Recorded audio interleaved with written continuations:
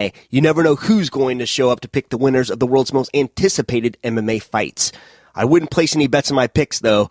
You can find me on sportstalkchannel.com. Hey out there in TV and radio land, this is Mike Monte, one half of Long Island's #1 pro wrestling broadcast, filmed and produced out of Village Connection Broadcasting every Thursday from 8:05 to 9 p.m. And we're excited as hell to tell you that we'll be on the Sports Talk channel. Drive time, 4 to 5. Catch us there. Tired of the same sports shows with pre-written lines? Tired of sports shows that are scared to say what's really on their mind? Then tune into Championship Circle, hosted by Cordell Bowser, one of the newest sports shows of the new decade. Tune in Monday. 5-Hour Energy helps you get through your crazy on-the-go life. And now it comes in 2 great tropical flavors, strawberry banana and tropical burst. They're delicious and can transport you to a tropical paradise. Try them both, then vote for your favorite at 5hewin.com. You could be on the go to someplace you actually want to go. Offer ends 7/31/20. Terms apply. See www.5hewin.com for details. A heavyweight championship fight is upon us. And we gotta put a pause on the NFL. Cole Sports presents On the Daily.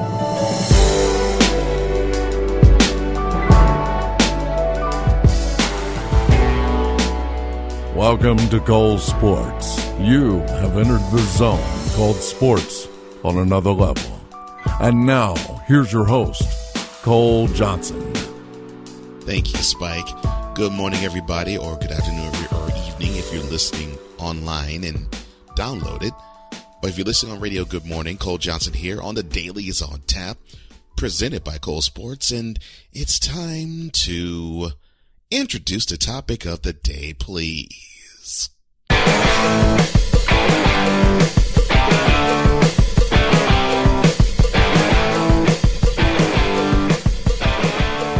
Let's go back to July, so it's about 7 months ago.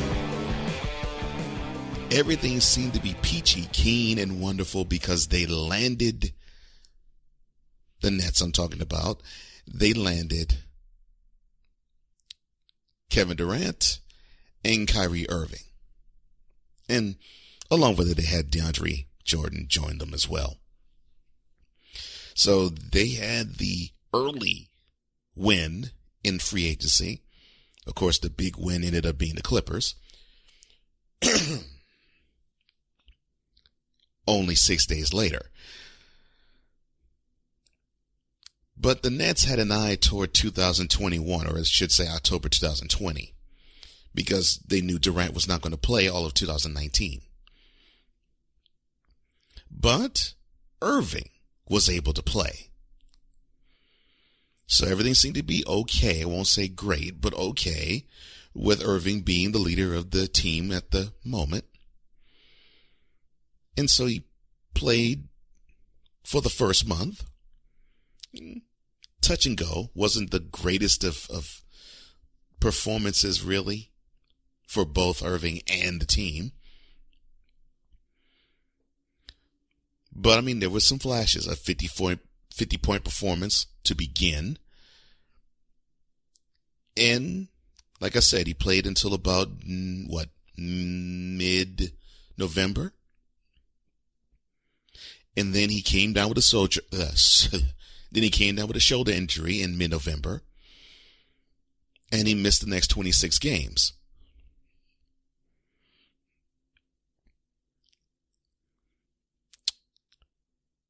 So around the time I guess you could say the turn of the year, like about sometime in January, Irvin decided to test his luck and came back into the lineup and played as much as he could.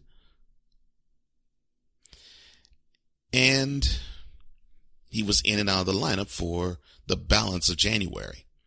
So we get to February 1st, the last game he played, which was against the Wizards. And he has not been in the lineup since. Well, there has been a diagnosis which says that he is going to be out for the rest of this year. Excuse me. Sound like I have a frog in my throat.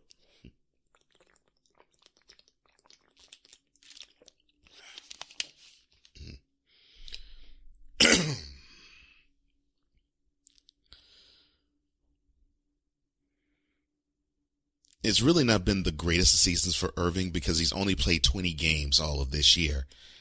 And it looks like he's shutting it down for the rest of the year because when he was out earlier, he decided to not get surgery on his messed up wing.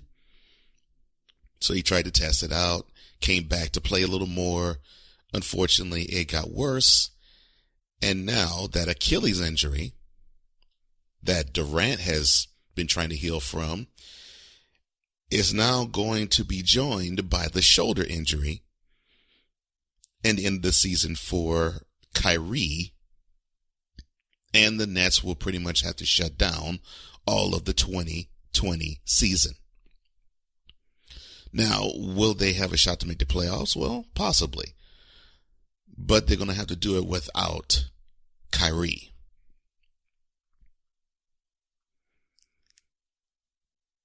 Now, last year, this team made it to the playoffs as 6th seed without Durant and without Kyrie.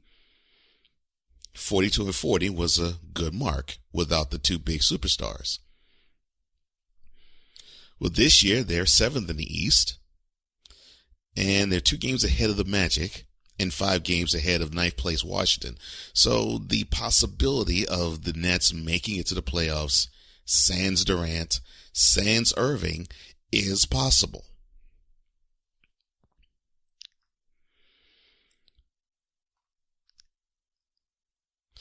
The issue that I'm seeing when it comes to the Nets is really, really, really simple.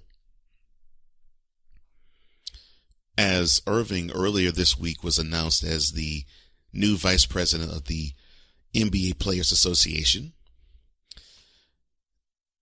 the track record of him in Boston, because he was the unquestioned most talented player on the team, and this year, unquestionably, the most talented player on the Nets this year. With these two distinctions, the one thing has remained the same, and that is both teams played worse. Yes, worse with Irving than sans Irving. If you don't believe me, just look at the 2018 season for the Celtics and then juxtapose that to the 2019 season. And if you remember 2018, Irving was out for really the balance of the spring. The Celtics made a run. They ended up being the number 2, if I'm not mistaken, seed. And then they came within 1/2 of, without Irving, making it to the NBA Finals that year. 2019, they had a good first round. Then they met up with the Bucks in the conference semifinals. They won the first game, and that was all she wrote for the rest of that series. The Bucks won at 4-1. So we're seeing more of the same when he goes to, I was going to say New Jersey, Brooklyn. And in the beginning, that 11-game stretch in the beginning of the season, the Nets went 4-7. And when he was off and out, the Nets played better. So my issue with Kyrie has always been, even though he's a point guard, he plays the position like a shooting guard. And shooting guards need not to be so ball dominant. That's the gripe I have with Russell Westbrook and James Harden. They both play the position as if they're shooting guards and they're ball dominant. That is an issue for me that will always remain, because I always think point guards need to have a healthy dose of distribution and in certain moments dominate the ball. But to me, I'm traditional. The point guard is supposed to be the one to make sure that everybody eats on offense.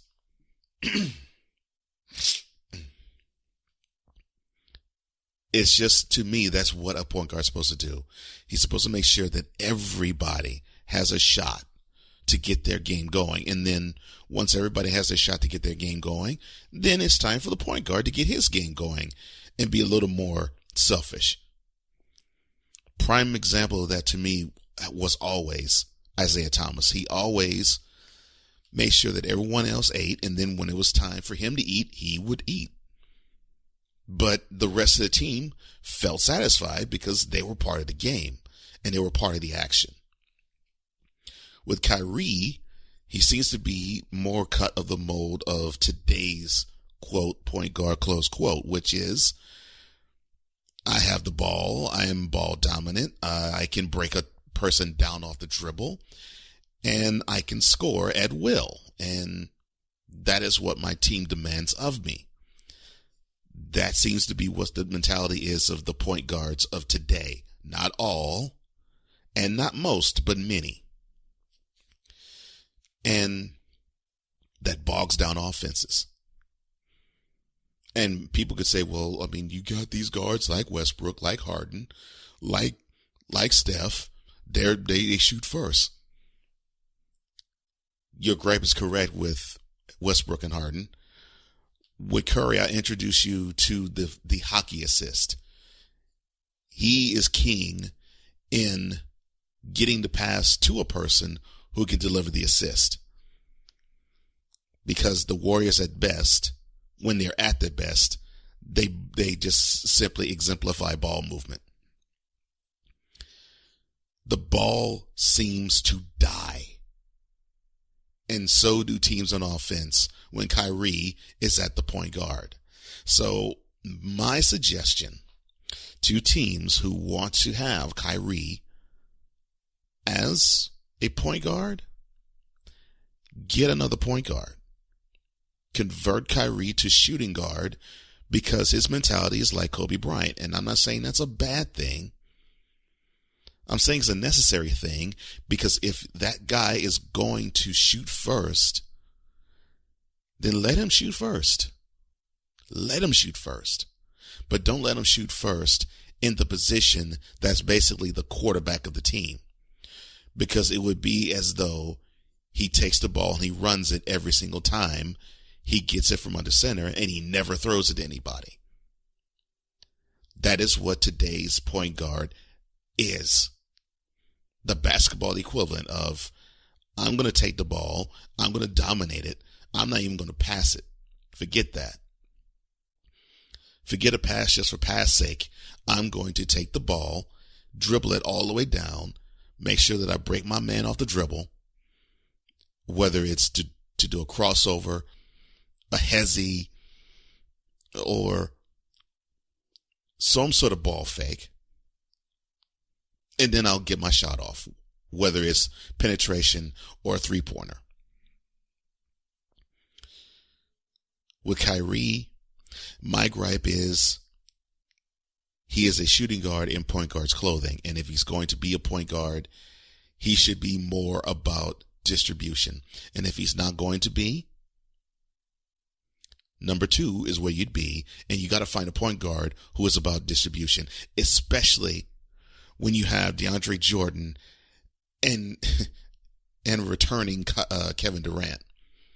Because Durant's going to want the ball. You're going to want to feed Jordan the ball every now and then. And Irving, if he's going to be ball dominant with those types of players, the team dynamic is not going to work. But if he's willing to pass more, then we're on to something. So this might be a good injury, although I don't want to say injuries are good. I don't ever want a player to be injured. But I hope that Irving takes a step back and look at his game with an intent to play like a point guard and know that part of his job, if not the first part of his job, is to make sure others eat first and make sure others eat, period.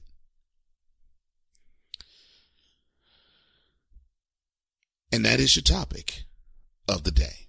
When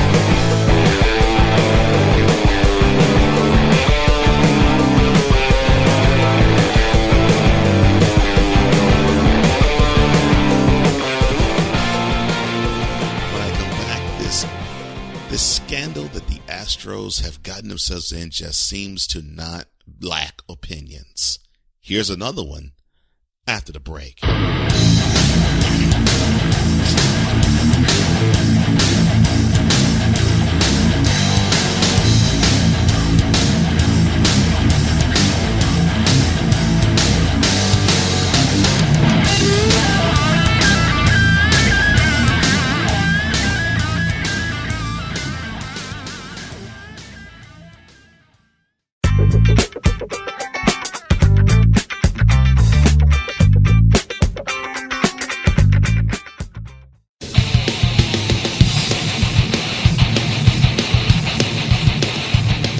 Say who is February 2020's Dolt of the Month, or do you just feel the need to just have a take? This is the VIP Safe Zone. So all you have to do is go onto the Cold Sports Hotline, the VIP Safe Zone, at area code 615-988-5196. That's 615-988-5196. We want to hear what you have to say. Dolt of the Month 2020, and any take you want. If you want Cole to actually talk about it, please do. And if you have a question, please call Cole. He will be able to answer your question. He may read your question or have your question be played on air. 615-988-5196. That's 615-988-5196.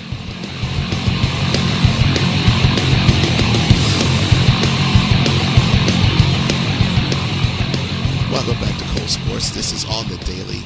Cole Johnson here. As you can hear, I'm still trying to get past a bug that has just been messing with my throat. But I'm all good.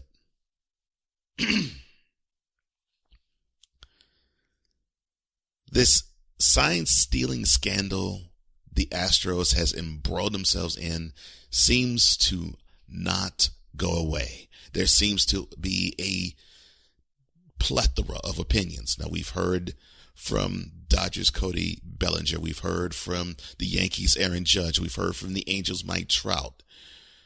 We've even heard from LeBron James, who doesn't even play the sport. And we've actually seen from the A's saying that they're too cheap to cheat. Which is true, because if you saw that stadium in which they play, that is not a lie. And then here comes another opinion. One coming from future Hall of Famer, retired right now, Red Sox player, David Ortiz. Now, Big Papi, thank the Lord he's doing fine off of the incident where he was shot in the Dominican Republic and he healed last year.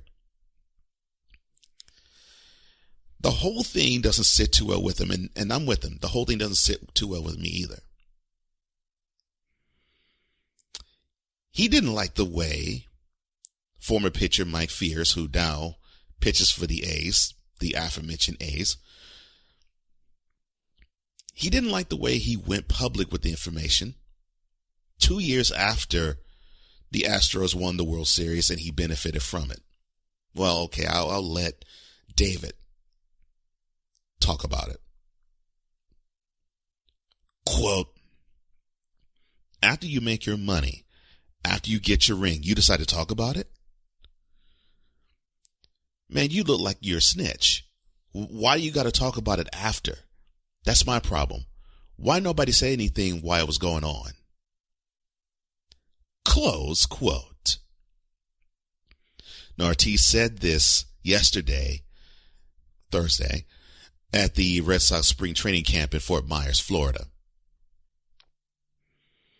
Now, just to give you a little bit of background, Fears pitched for the Astros in the 2017 season, the season in question, where the Astros won the World Series and won it seemingly under nefarious and underhanded means. So he pitched in 2017, did Fears, and then he left as a free agent. Now he's on the A's. The on-the-record account that he said to The Athletic back in November is what triggered Major League Baseball to investigate the Astros and the claim that Fears said in public. And that investigation, of course, turned earlier this month into the ruling of a 1-year suspension for Astros manager A.J. Hinch and general manager Jeff Luhnow. 1 hour after this announcement came down, the owner of the team, Jim Crane, fired them. And then, here's the Red Sox tie to this. The former bench coach for the Astros during the 2017 season, Alex Cora, became the manager of the Red Sox in 2018. And it already has been, and this isn't speculation by me, it has actually been out in public already, that the Red Sox employed, or they duplicated the same method that the Astros did in stealing signs in 2017 for the 2018 season with the Red Sox, en route to when they won the World Series. Now, of course, when that same report was released and the Red Sox was implicated, the Red Sox sent Alex Cora packing and going home after only 2 years with the club.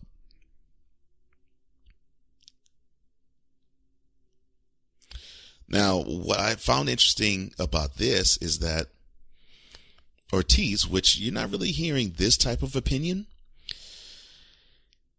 it doesn't sit too well with him also that the Major League Baseball Commissioner Rob Manfred is catching all of the flack for his handling of the scandal.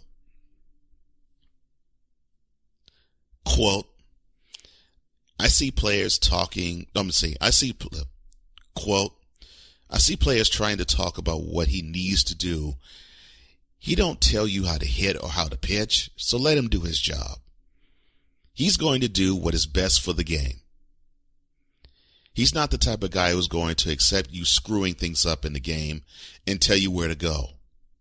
People need to chillax. People need to let him do his job. Close quote.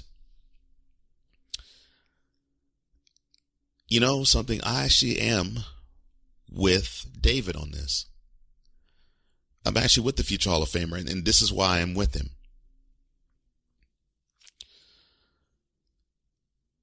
Baseball has an expansive record of cheating, of doing underhanded things. In fact, and I said this to a colleague of mine who I've worked with closely for a year plus, and he would laugh me off whenever we would have this conversation, and I would say this in response to him. If you're not cheating, you're not trying, and it's only cheating if you get caught. Now, he was thinking that I was justifying what the Astros did when I would say that. But I was saying that long before 2019. I said this around the time the steroids and asterisk era happened. So this is almost 20 years in the making for me. Whatever advantage Major League Baseball teams can gather, they will take it. And they will run with it until they can't run with it any longer.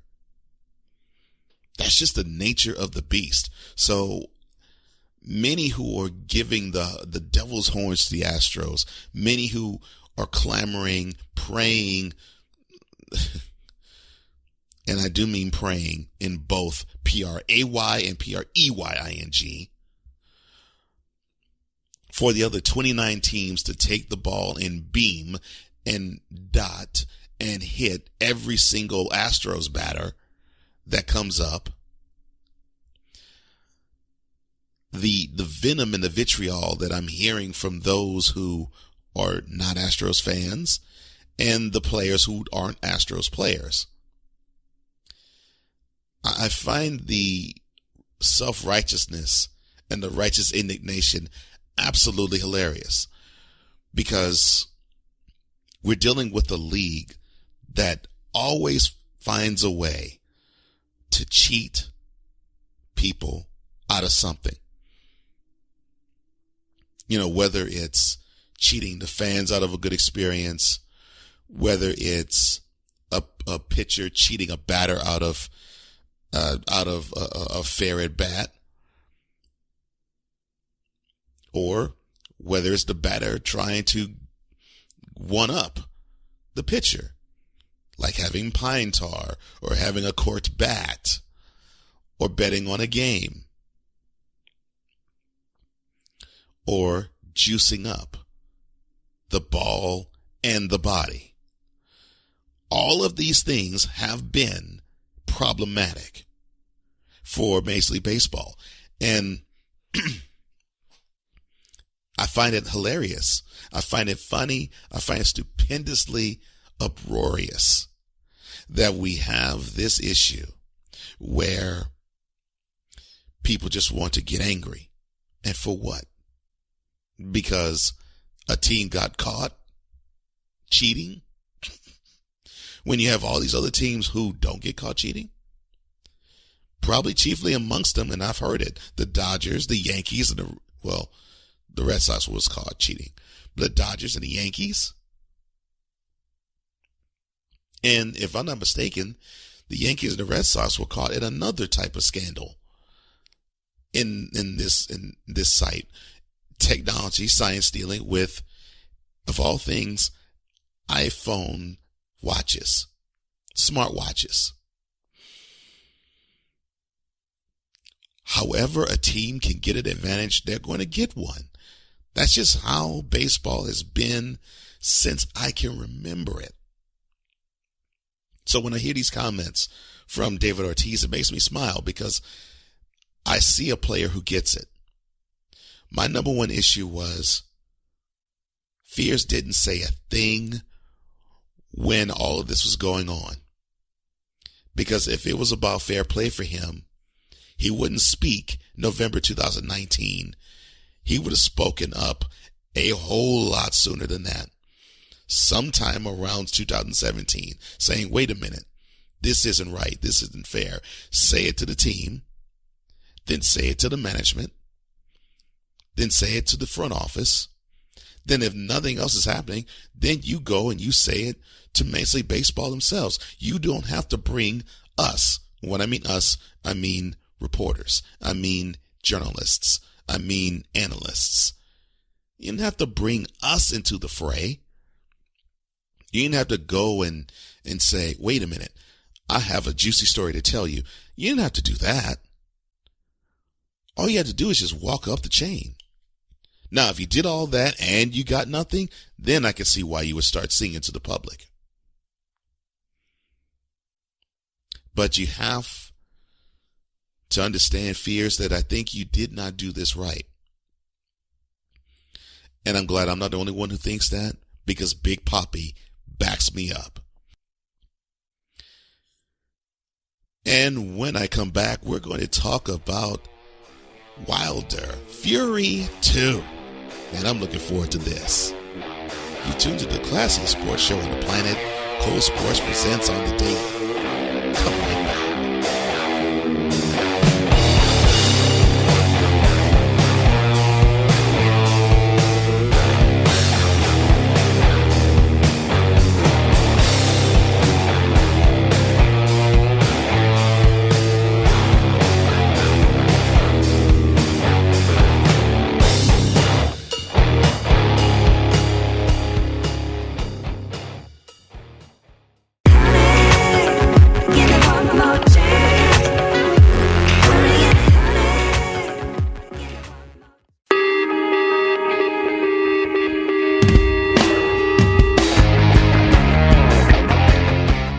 Something you want to say to Cole, well, say it with your chest.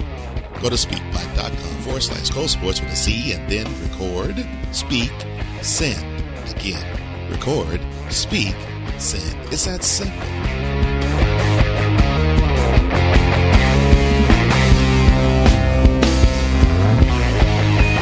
We've been listening to the RTS Sports Network. Thank you for joining me for a cup of coffee this morning. If you're listening via download, I thank you for downloading on this show. Cole Johnson here. On the daily, it's on tap, and the voice is on the bend, as you can hear. And now I get to talk about something that I rarely do, but I'm happy when I get a chance to talk about it. Boxing is a great sport, but the best of the sport always happens to be the heavyweight division. When the heavyweight division is at its strongest, the sport is at its strongest. And I had a conversation with one of the managers of my division, and he's a boxing enthusiast as well as I am. And he mentioned why. And I said, it's funny when you deal with other divisions. I mean, you name it, bantamweight, middleweight, flyweight even, junior middleweight, senior middleweight, cruiserweight. No matter the divisions there, you can have a stud. Mayweather and Pacquiao are two examples. Two more examples are Triple G and Canelo Alvarez. You can have studs in those divisions, and they can make good fights, and they do,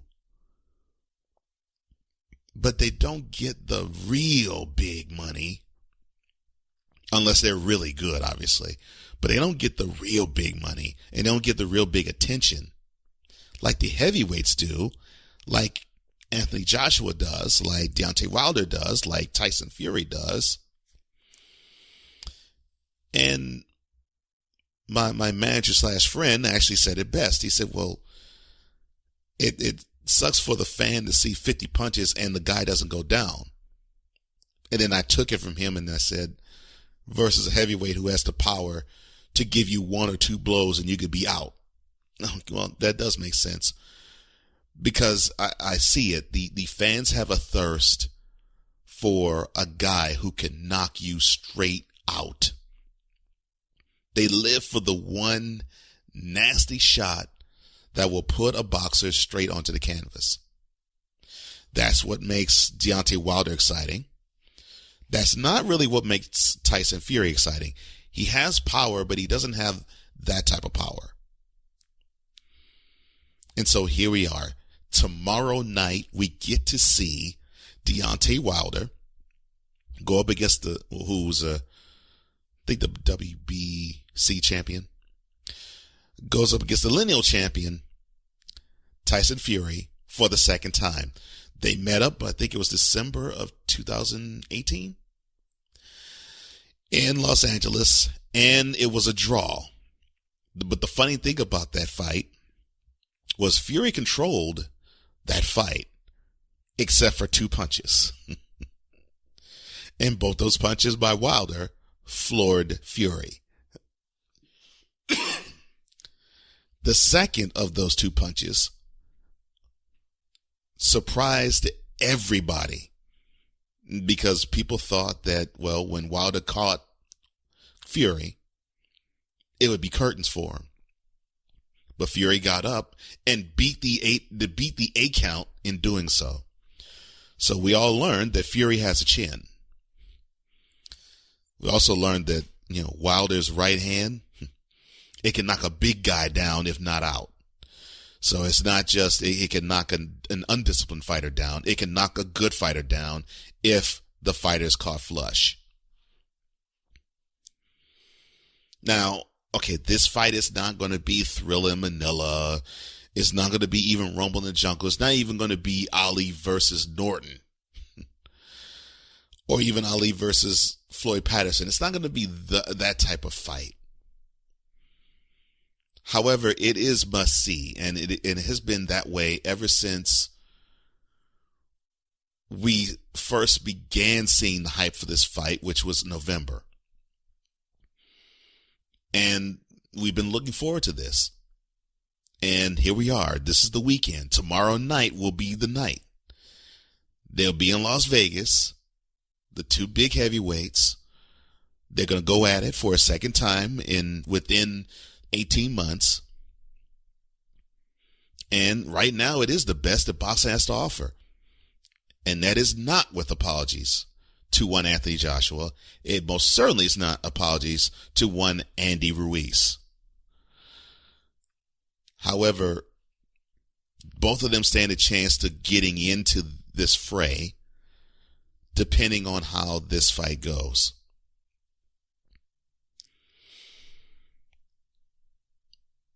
All right, so here's how it is. You got Wilder, who is 42-0-1 with 41 knockouts. So only two fighters have withstood not being knocked out. Fury being one of them. And people are saying that Wilder is possibly the hardest puncher in boxing history. Fighters like George Foreman, Ernie Shavers. I think they could have a talk with you in that realm. I'll even throw Tyson in there. I think that they can have a talk with you in terms of that. But it's quite possible. That's on one corner. And in the other corner, you have Tyson Fury, 29-0-1 with 20 knockouts. Now, Fury does have knockout power, but that's not what really brings him to the dance, so to speak. What brings him to the dance is, out of all the heavyweights that we have seen in today's game, and really the biggest heavyweights we've seen, and I don't necessarily mean it in girth, I just mean it in name recognition. Ruiz, Joshua, Wilder, Fury.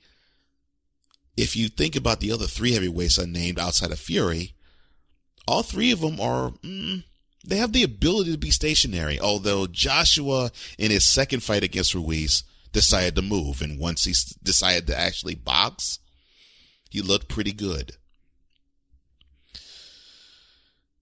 Fury is a boxer. Wilder's a puncher. And so that, to me, is a styles makes fight types of thing. And this style makes a wonderful fight. I love it. Now, if I would have to be arm twisted and pick a guy, it would be Fury by split decision. The reason why I say Fury by split decision is he learned, he knows, and he will try to stay away as best he can from that hammer of a right hand, the hammer of a right hook by Deontay Wilder. And the one thing that I don't like about Wilder is what is tailor-made for Fury, which is Wilder looks for the one shot, and he is flat-footed too much, and that he doesn't throw much else to keep you off balance. And he's looking to cock that hand and drop that hammer, which is somewhat like, I guess you could say he's a heavyweight version of a Tommy Hearns. Hearns just basically was looking to draw you into a street fight, and he'll drop that right hand and put you on the canvas. To me, that's what Wilder is. He's too flat-footed, and he looks for the kill shot too much. Meanwhile, you have Fury, who can talk a big game, not as well as Ali, but like Ali. Talk the big game, saying he'll punish him, and probably will, and he will probably knock him out. I doubt it. But I see Fury getting on his bicycle and riding it all fight long. Then he's going to be outside of the wheelhouse of that right hand. That's what I see. And Fury has the ability to box his way to a W and avoid that right hook. Now, he may catch it a couple times, but he has the ability to avoid it.